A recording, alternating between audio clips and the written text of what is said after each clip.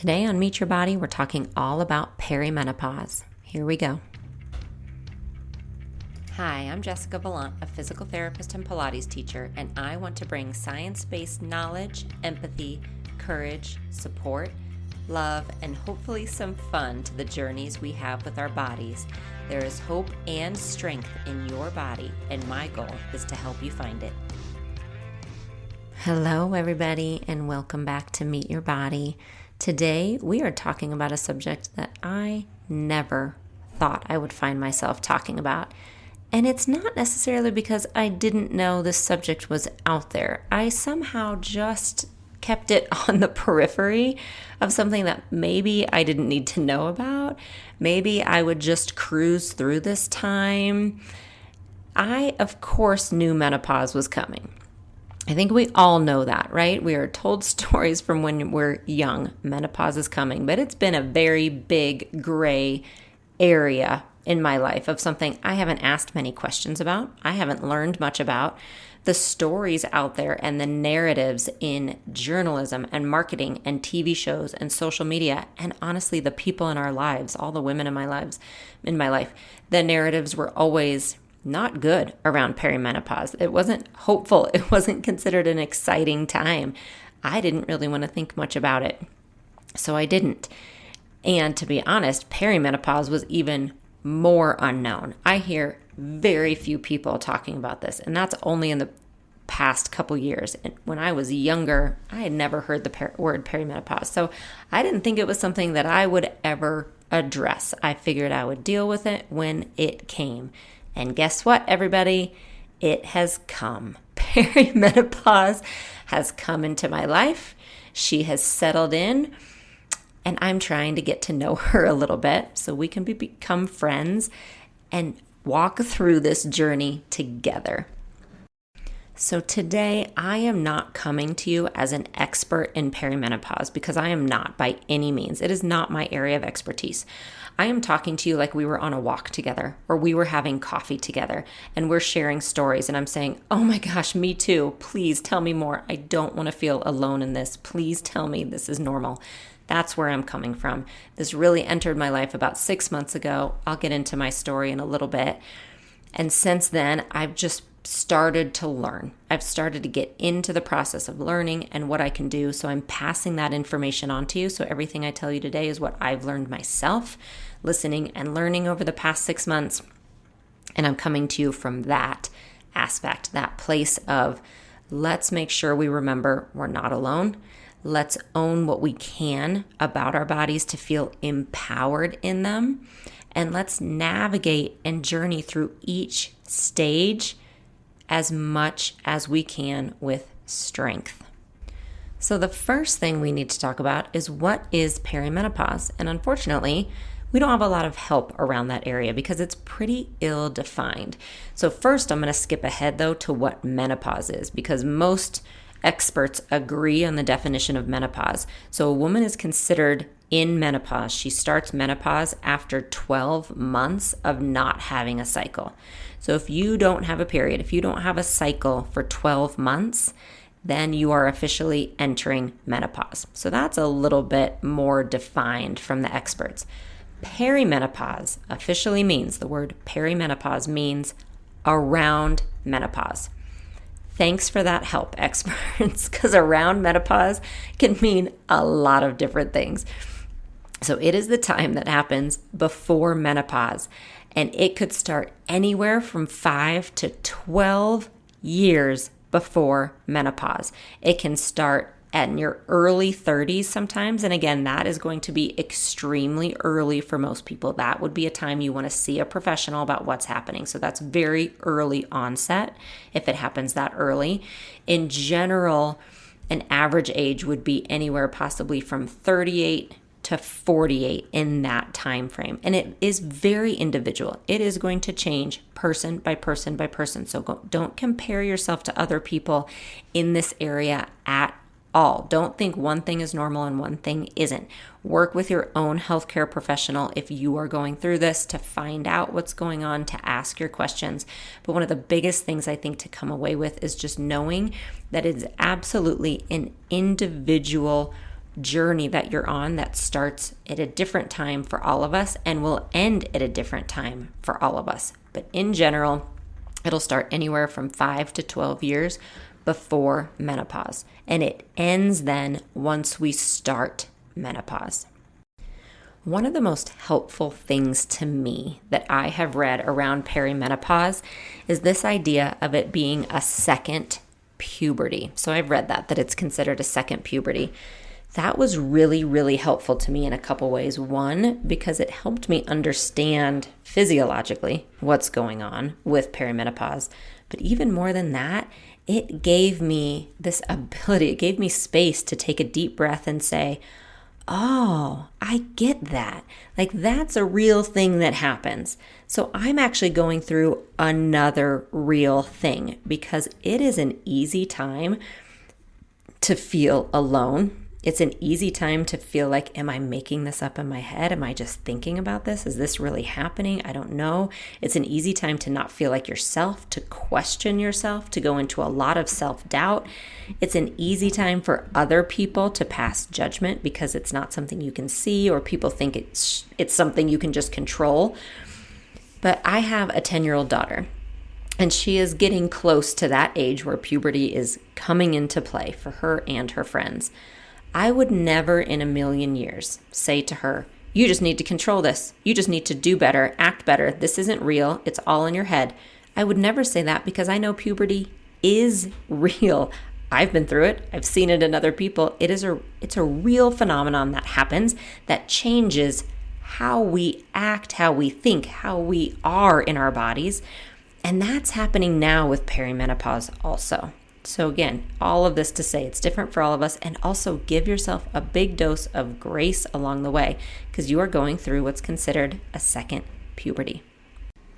So what happens when we look at it from that standpoint of kind of puberty to perimenopause?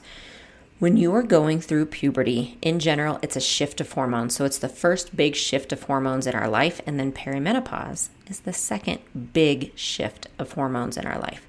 When we go through puberty, what happens is we have a general increase of estrogen in our body. It happens over time throughout puberty, but it's a general increase of estrogen, which leads to our reproductive years. It leads to our fertile years, so that we are at reproductive capacity. That's what puberty does for us. It takes us to that time. Then you can think of perimenopause as taking us out of that time. It is where our estrogen generally starts to decrease, taking us out of our reproductive years and into menopause. So again, that was helpful to me to think of it as puberty kind of at one end of that cycle, and perimenopause leading to the other end of that cycle. But that, in very, very, very general terms, that is what's happening in perimenopause. And there are various symptoms that women tend to feel during perimenopause, and it can run the spectrum of symptoms.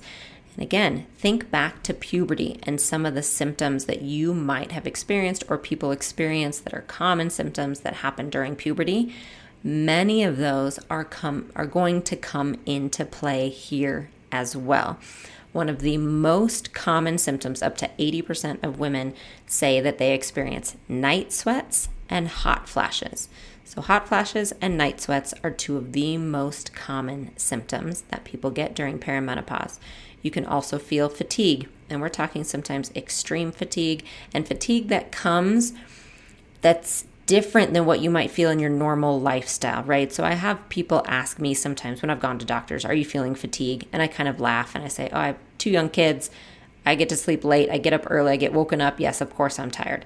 That would be a fatigue that I understand that's normal for my lifestyle. So we're talking fatigue that might be increased and not normal for your current lifestyle. Fatigue that prevents you from doing the things that you want to do.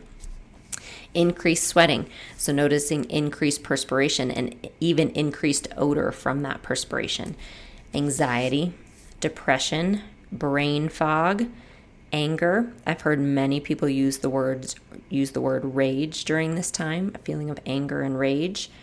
Weight gain, and again, we're talking more weight gain that happens from unexplained reasons, meaning you are keeping the same lifestyle that you had, but you're suddenly gaining weight.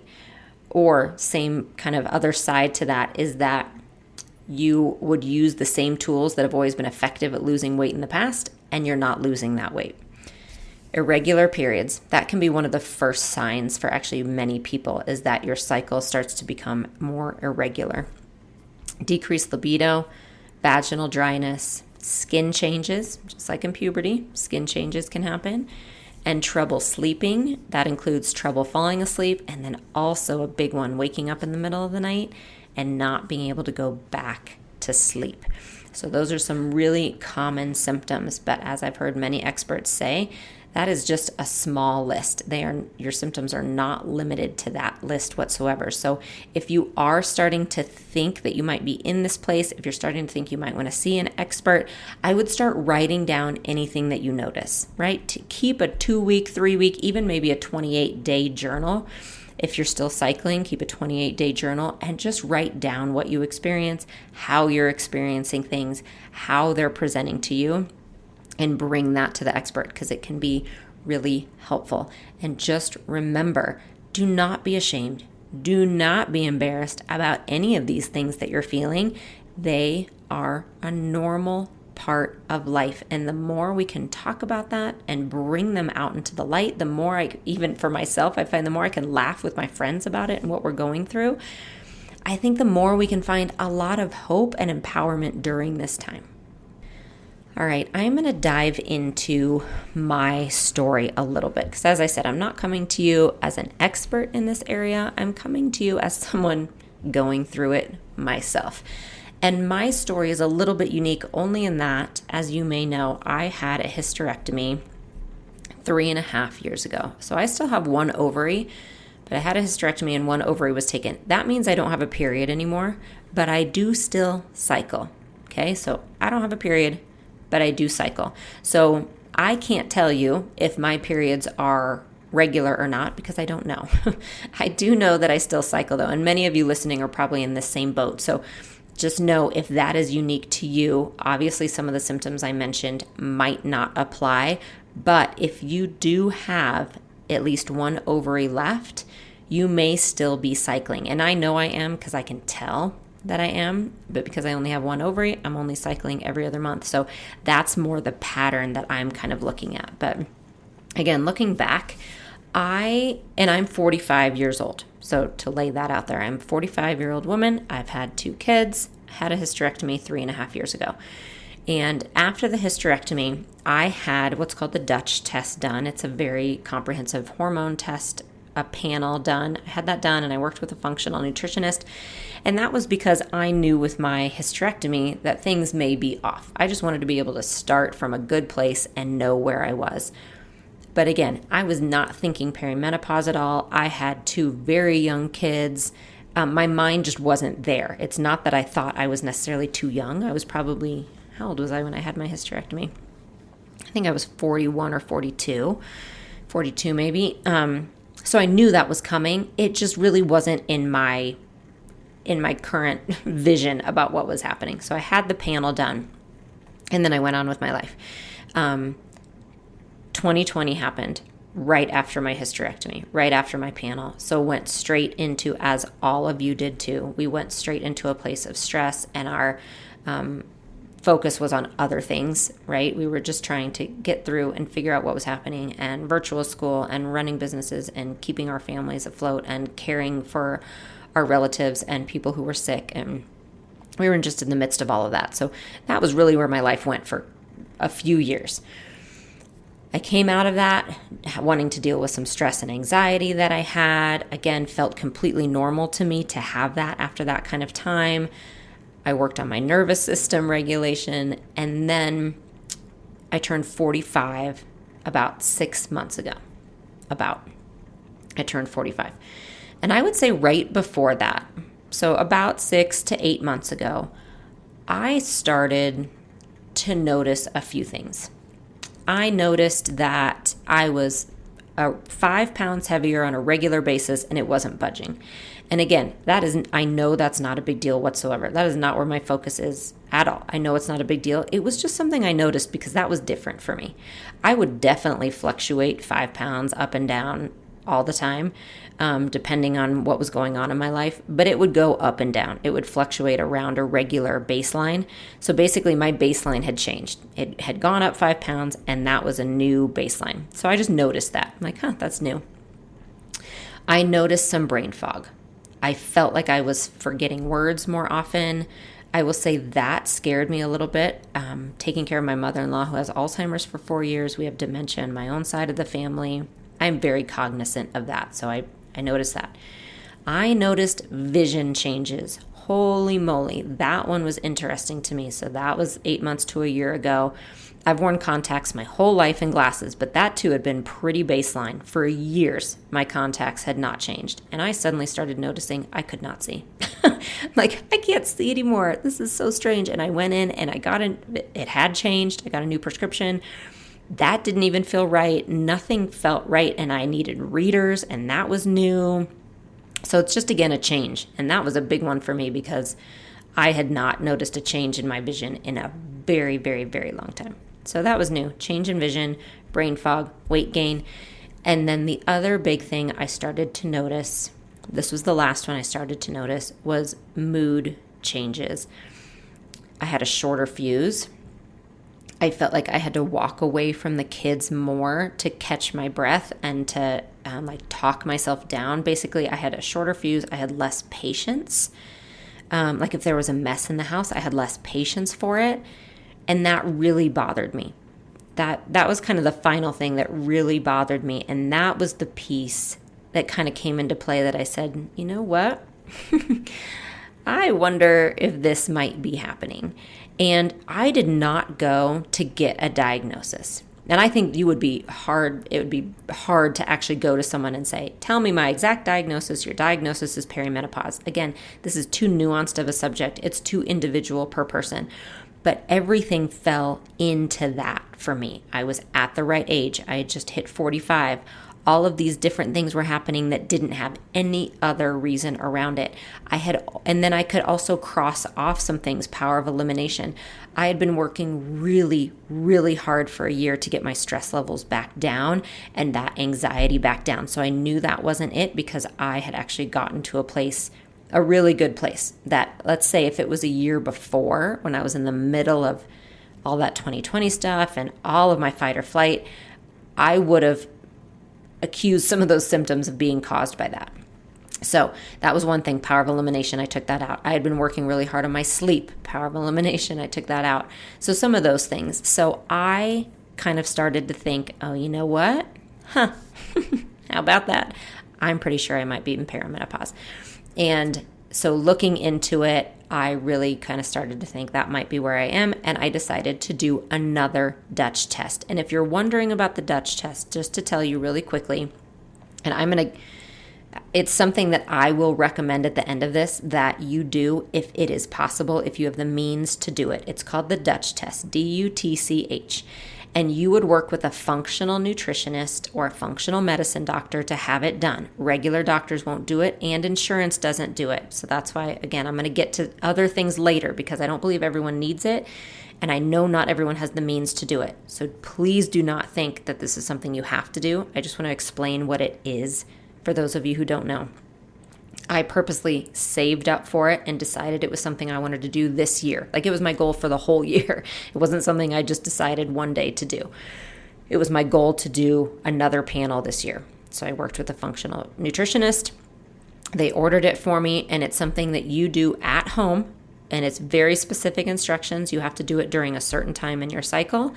If you're in menopause, there are other instructions around it, and you pee on sticks throughout the day, and you do saliva tests throughout the day, and then you send that in, and they send all your results back. And we're talking everything you can think of: estrogen, progesterone, how your body processes estrogen, your cortisol levels in the morning and at night, testosterone, absolutely everything is in that panel. So I had that done.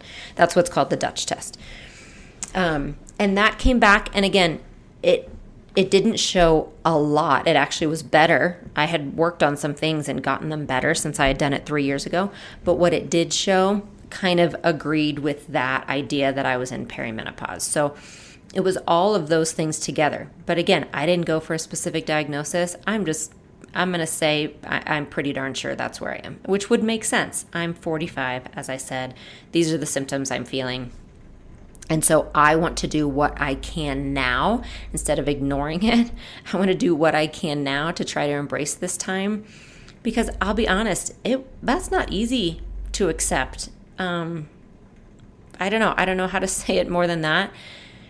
There's a lot of mixed feelings around it. First is, yes, I am beyond grateful every day to have the opportunity to age. Absolutely. It is a gift.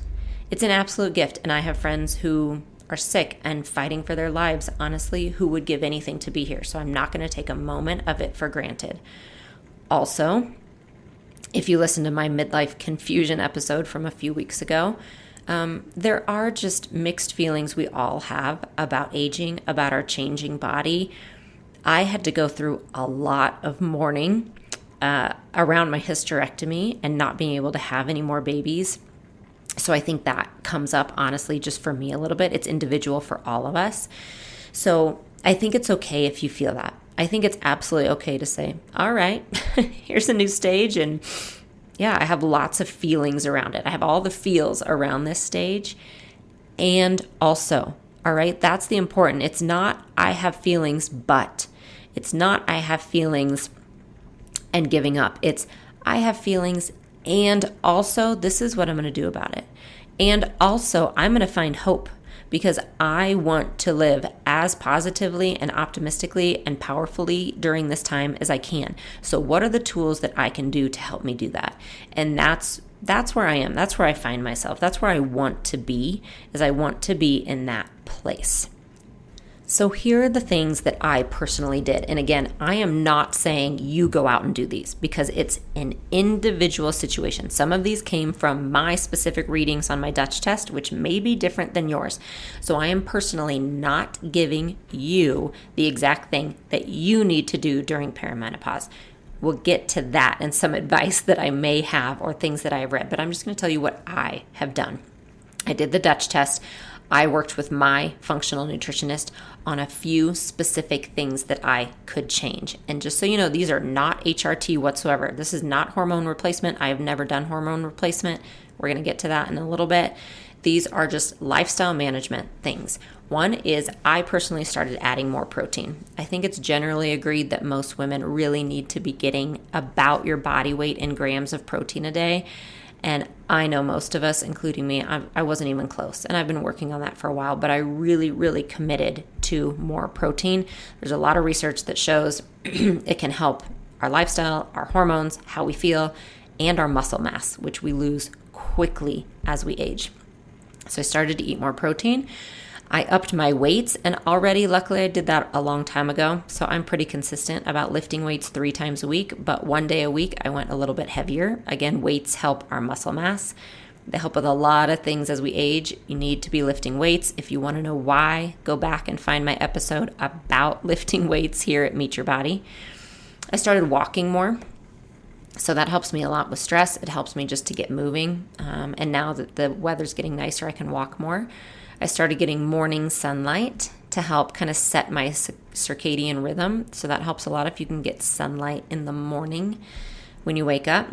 And I started taking specific supplements. And again, that is something that was recommended from my specific Dutch test. So some natural supplements to help. And I started to learn. So I started to just learn more instead of ignoring it.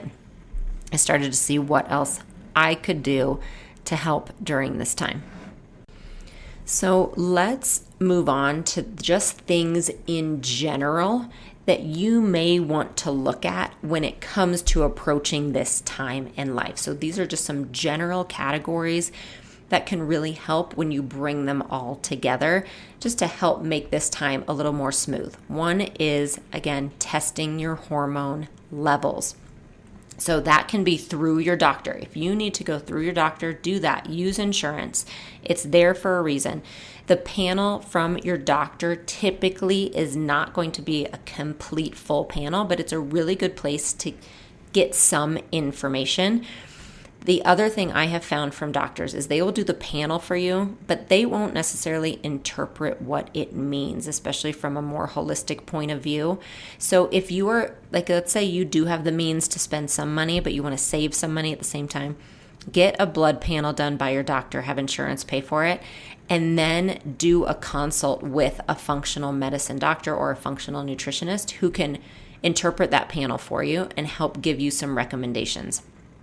And I am going to put some information about all of that below in the description of the podcast as well in order to help. But some doctors to see if you do have some questions about what's going on, if you have some specific needs, you may want to see an endocrinologist. And many times that can be covered by insurance too. But I personally have a pituitary tumor, which actually changes my hormone levels and makes me have too much prolactin in my body. So it's a hormone issue. I have seen an endocrinologist for years for that. So an endocrinologist is someone who's going to specialize in specific hormone levels. So that may be helpful to you as well. But definitely, if you have that ability to do it, get some kind of hormone panel done so that you can see exactly what you're starting with.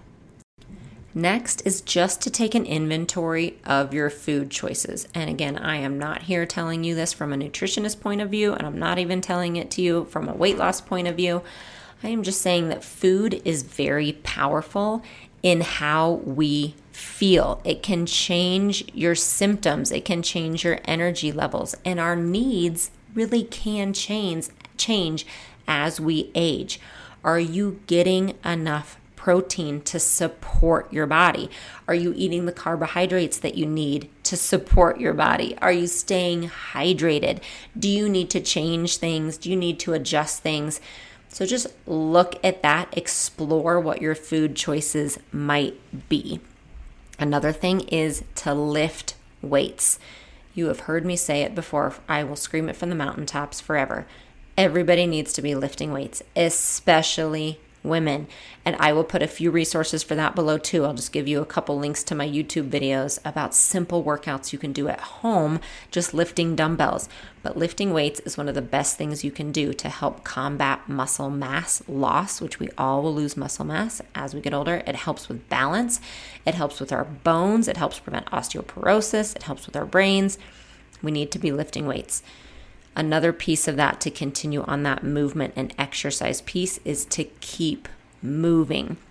So one thing I want to talk about is something that's called NEAT, non-exercise activity thermogenesis. That's called NEAT.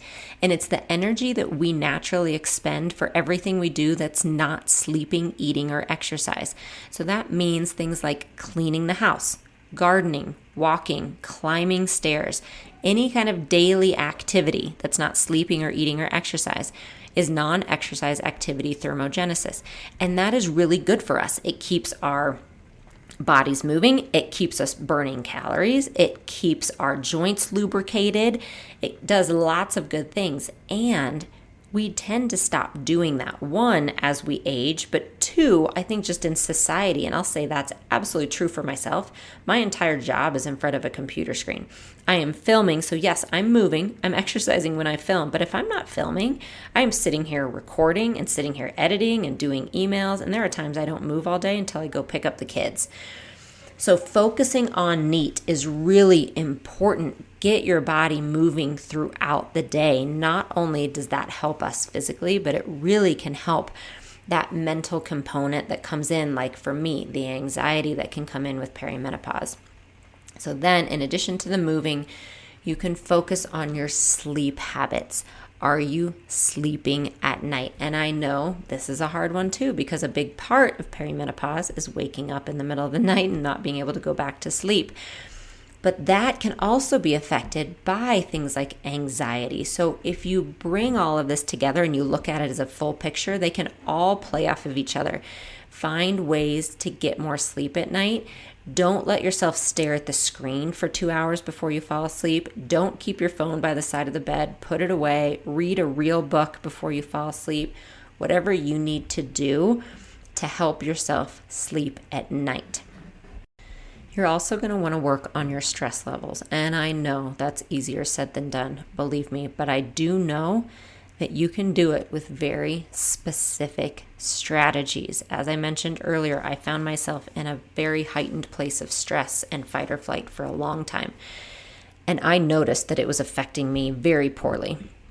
And it was about a year in before I said, I've got to make some changes. And I did. I started with simple things like getting off social media as much and listening to funny podcasts. I would put my phone down. I would look off into space sometimes. I would go on more walks. And then it got deeper into setting some boundaries, saying no to some projects I really wanted to do because I knew that it might be beyond my capacity at the moment to do them. So whatever you can do to decrease some of the stress in your life will help as well. And then I promised you I'd bring up HRT. So HRT is hormone replacement therapy.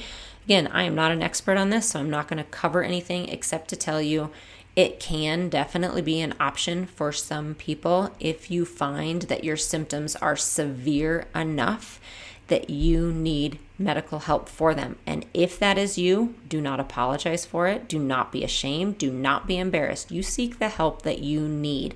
And HRT can be there in certain situations to help. Just know, again, everyone's different. There are some cases that it won't be appropriate for, but find a healthcare professional that you trust, that you can have that conversation with.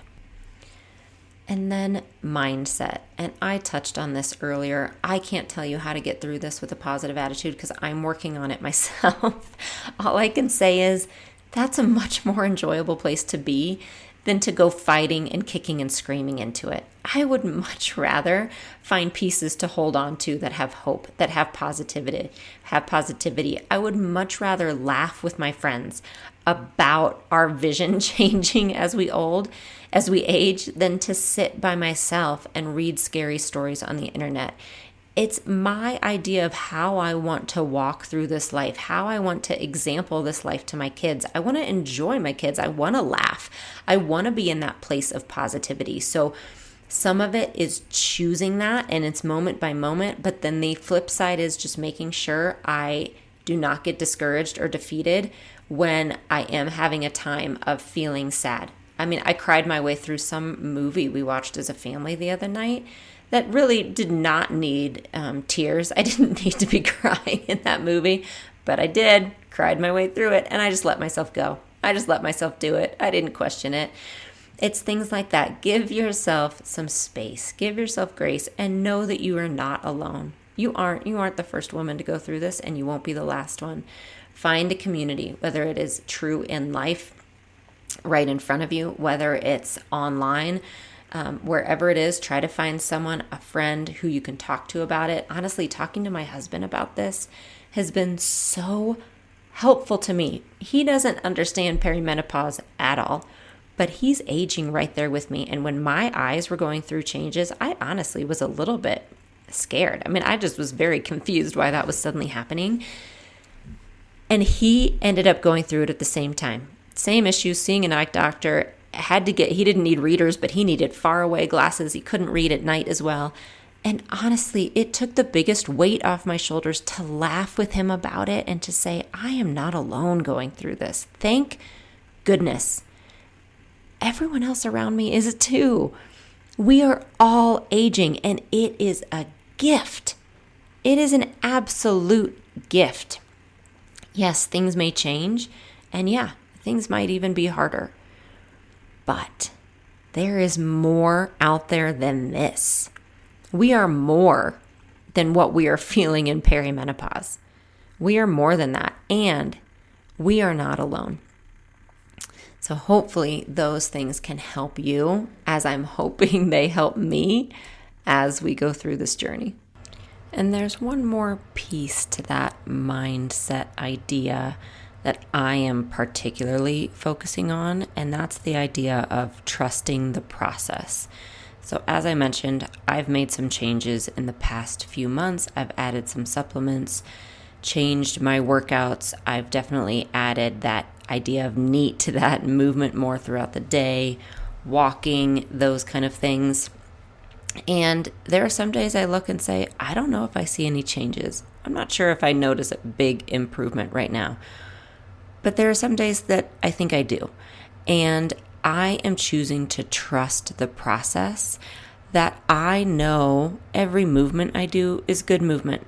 I know that I am investing into that health bank account we talk about. I know every time I go for a walk, not only am I doing something good for my body, but I'm out in the sun. I'm doing something good for my mind. It calms me down.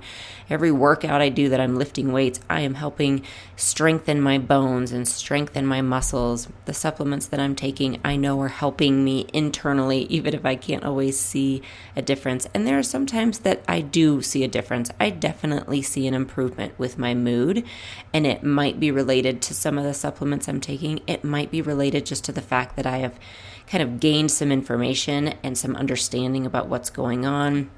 But either way, I do feel like some aspects around my mood have definitely adjusted and definitely improved. But overall, I am just trusting the process, that each thing that I am choosing to do to help myself during this time will pay dividends later on, even if it's not something that I see right away. I know things are going to continue to change and adjust. This perimenopause time might be a long time. It might be a short time. We just don't know. But I'm going to choose to be in it and to be present, and again, to kind of trust that process, that even if I don't see immediate results, I'm going to trust that I am doing something good for myself. Thank you so much for joining me today. Thank you for listening as I talked through this. Thank you for letting me feel less alone. Like I said, I will leave some resources in the descriptions below to support you. Make sure that you bring people along as you need them in your own life, whether it's doctors or healthcare professionals, or whether it's just knowing that there's others like us out there who are just doing our best day by day. And we're just going to know that sometimes that's enough. I will talk to you again soon. Thank you so much for joining me today on Meet Your Body. If you have a moment, please consider rating and reviewing this podcast, as it helps us tremendously. For more resources and workouts, you can visit my website, jessicavalantpilates.com, or find me on YouTube or Instagram at Jessica Valant Pilates.